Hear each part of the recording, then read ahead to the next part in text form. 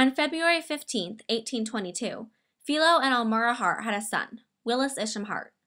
7 years later, on September 3rd of 1829, Annis Johnson was born to Hiram and Lucy Johnson.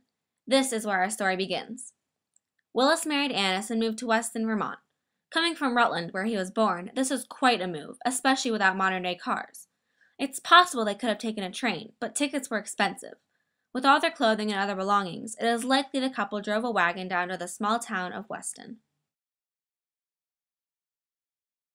In 1850, Estella Augusta was born, the first of 12 children born to Willis and Anne. Among Estella, there was Fanny, Charles, Ada, Gertrude, William, Christina, Mary, Eva, Orvis, Carrie, and F.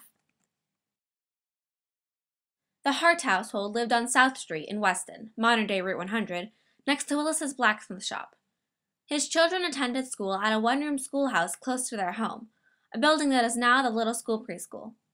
Living in the 3rd District, this was the only school his children could attend. Weston was a fairly small town. In 1860, the total population was about 925 people. Since there were no motorized transportation devices like cars or subways, everyone had to be relatively close to one another, especially store owners like Willis. He owned a blacksmith shop, similar to this one, and I'd imagine would be pretty busy crafting metal into horseshoes, nails, tools, and the like.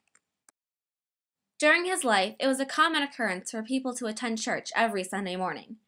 There were 3 different churches in Weston, a Congregational, a Baptist, and a Methodist. The latter no longer exists, but existed where the Weston Playhouse is today, and the 2 others still stand.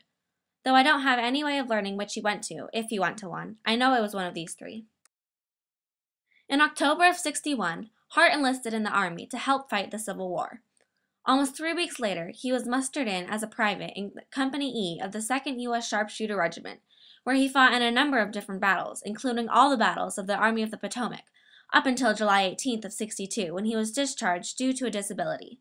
The test to be a part of the 2nd USSS was much more difficult than that of the 1st. To be in the 2nd, you needed to have a more accurate shot, hitting a bullseye from 200 yards away. After he recovered, Willis re-enlisted as a soldier and was mustered in at the beginning of January in 1864 as a private in the 3rd Vermont Light Artillery Battery, continuing the fight until the end of the Civil War. As a private in the Light Artillery Battery, Willis again fought in the battles as a part of the Army of the Potomac. One specific battle, the Battle of Petersburg, was one that Willis was actively involved in. Hart's battery stayed in the battle until the final assault, which occurred very near the end of the war. Marching from Cold Harbor, or in Willis's case, riding a horse, the Army of the Potomac crossed over the James River and Appomattox River when, on June 15th, they attacked the rebel army, driving them back to Harrison Creek. The 3rd Vermont Light Artillery Battery rushed in with their guns, riding their horses, attacking the rebels. After what seemed like a victorious assault by all the Union Army, Confederate General Robert E. Lee rushed in reinforcements, and the Union's opportunity to lay siege was lost. Let's be honest, women were the cooks in the 1860s, not men. But when they were in battle, soldiers spent their breaks between drilling sessions gathering and cooking rations for the days to come. Supplies was also delivered to their camps, but fast on-the-move armies had to live off the land since supply trains couldn't reach them. When they weren't cooking, cleaning, building, etc., the soldiers were involved in rigorous drills where they would learn to shoot their weapons and practice various maneuvers. One soldier described a typical day in the army like this. The first thing in the morning is drill. Then drill and drill again, then drill, drill, and a little more drill, then drill, and lastly, drill. As you can tell, there is little free time. When the war ended in 1865, Willis came home unharmed and very much alive, unlike several others who didn't make it through. The 1880 federal census listed Willis as a woodchopper, which told us that Hart either sold his business or the neighboring blacksmith shop on Lawrence Hill Road took over as the Weston blacksmith. Finally, on July 29, 1905, when he was 83 years old, Willis Isham Hart passed away from a reason unbeknownst to me. With his family still living in Weston, Annis became a widow, living another 12 years before she died on April 2, 1917, at the age of 87.